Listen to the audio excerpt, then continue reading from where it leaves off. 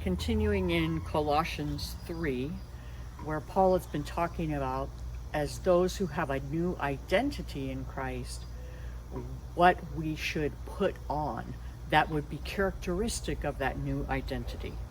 So as those who have been chosen of God, holy and beloved, put on a heart of compassion, kindness, humility, gentleness, and patience, bearing with one another, and forgiving each other, whoever has a complaint against anyone, just as the Lord forgave you, so also should you.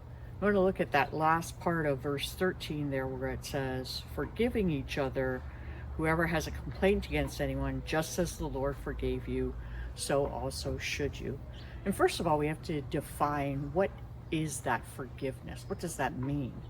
And basically, it means that we are making a choice to let something go, to not hold something against someone, to not allow ourselves to go down that path of bitterness and resentment, and to continually feed our minds with what that other person did. And second of all, the standard for that forgiveness is as Christ has forgiven us. And we have been forgiven a lot. Even if we've only been forgiven one sin by God, which none of us have, but only if we had ever sinned once, that sin is such an affront to a holy God that his extension of forgiveness to us is a magnificent gift.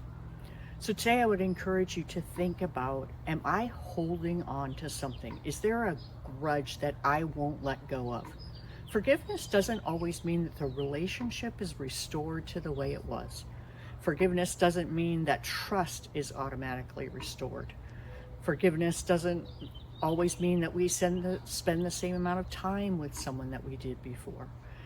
But it does mean that we ourselves are not held prisoner to that resentment, that bitterness.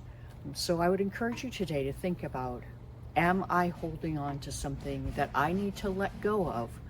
Not just for what it does for that other person, but for what it does for my spiritual health, and as I identify with the one who has given me this new life.